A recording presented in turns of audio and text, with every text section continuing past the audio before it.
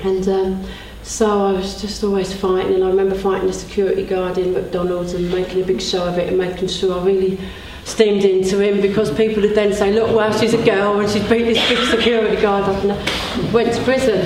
Yeah, well, I've made it, you know. Sad but true.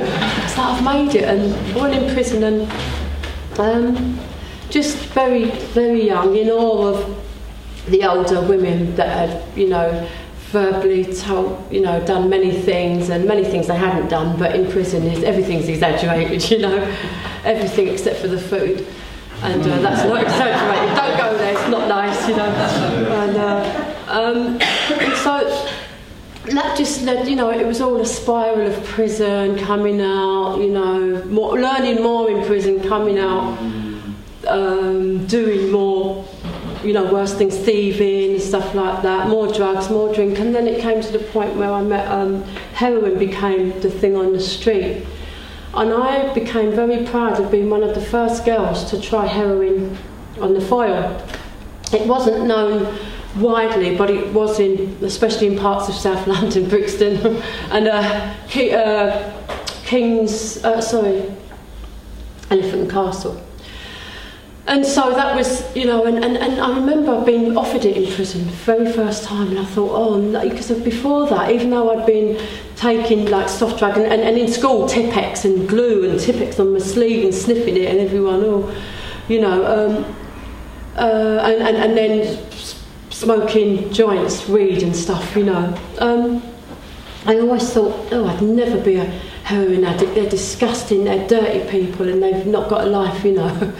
Exactly what I didn't have at that time, but anyway, they were, and then I thought I'd never do that, and I was very frightened because I knew that much, that it was a very addictive thing. I've heard horror stories, and that in those days it was mainly people mainlining, you know, and they're still kind of hippie-looking type of people. Didn't associate with them at all, but in prison I was offered it. I smoked it, and I remember that day as I smoked it, this feeling of, I got sick and everything, but it wasn't, I just got sick, but that didn't put me off, just got sick. And the day at prison, it was a very boring place, especially in those days. I don't know about now, but every second of the clock used to be like a minute, like an hour, sorry, and it was just a drag. And that day, it's like the day went in 5 minutes, and I loved everyone, and it was, my body felt so light, and it just felt so wonderful, and I was like, wow, I knew that it felt like my best friend. It felt like, wow, that's the missing thing in my life. And so I wanted more, and I took more, and it was given to me quite freely and stuff, and people I really deemed as good friends, and I started me on a downward spiral of, I became a heroin addict. I mean, I remember feeling really, really needing this drug after about 2 weeks. And anyway, in the prison, the supply, the friend, or maybe she'd got just tired of, you know, giving it to me now. She's seen that I'm liking it, and I'm going to her every day like it. Every day for more.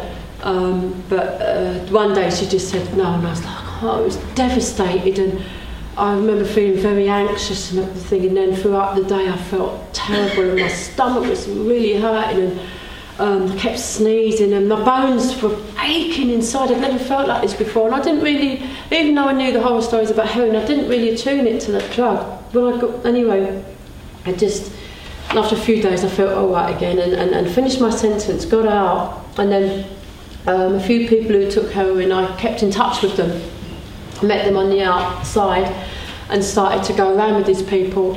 Very quickly, that was it. I became a heroin addict, and from that day I was hooked on heroin and crack cocaine for 17 years of my life.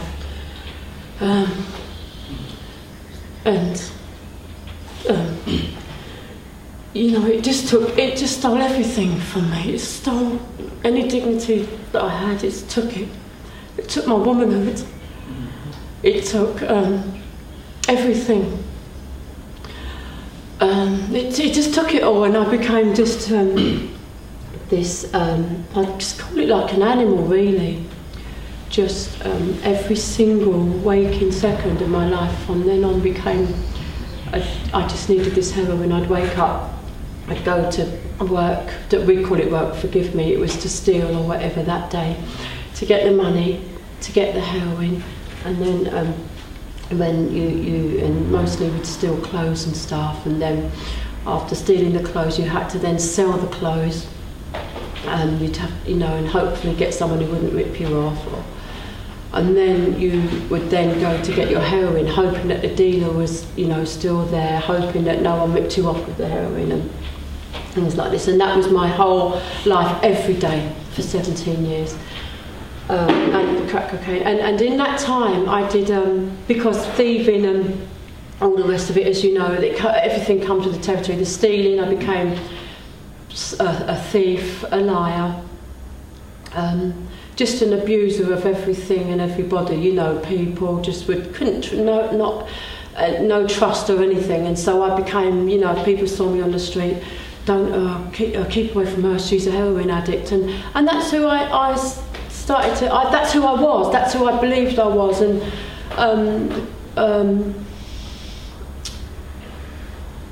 that's who I believed that I was. And in that time, I had a 5-year prison sentence given to me. I had another 3 years prison sentence, separate times. Another 2 years prison sentence, and then other little sentences in between, and then I did over 10 years in prison, and that's where I lost a lot of my womanhood in prison, because you fight, as you know, you fight for everything, even a whistler, and there's just and so that's what happened. And one day, after the 17 years of this going on and everything, I had bald patches in my head. I was very much like a man. I didn't know what it was like really to be a woman or feel like a woman. I'd never really got to that stage properly, because it was, I just didn't know what it was like. And so I was walking along King's Cross. Oh yeah, I'm sorry.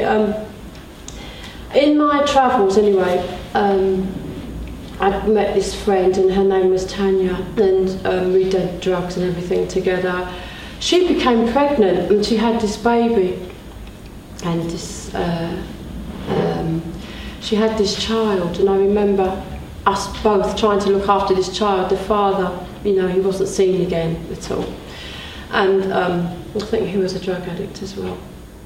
And we were both trying to look after this child whilst on heroin, which was completely just a failure, completely, because when you're on drugs, you can't look after yourself, much less a baby. And she was very neglected, even though by this time, after so many years, it just pained me to my core, and the guilt and everything of trying to look after this child and being on drugs. I wanted to get off the drugs so much.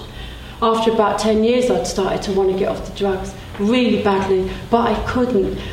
I had no way of getting off these drugs. I'd gone to rehabilitation homes before, every time I came out, I was drawn back to the same people. That's all I knew, the same drug. Something inside me, I couldn't get off it. And when this baby, she was about 2 years old, and I'd take her to nursery. And one day I went to collect her with her mum from nursery, and as I picked her up, I remember one of the nursery workers took her out of my arms and said, the social workers have rang up, and we're to take her, they're taking her off you. And at that point, in second, I remember that second she said that, I knew at that point there was no point in living anymore. This was what ran through my mind, because I thought, even for the love of a child, I couldn't come off the heroin, and I'd wanted to so much. So I knew then the tearing of her taking a child, and it wasn't even my child, it was my friend's, but I was there the day she was born, and I'd given her name. Her mum had allowed me to give her name and everything, her name, which is Paris. And so at that point I became a bit suicidal in my thoughts, not like, blatantly cutting my wrists in front of everyone, but I knew then that I was going to kill myself. So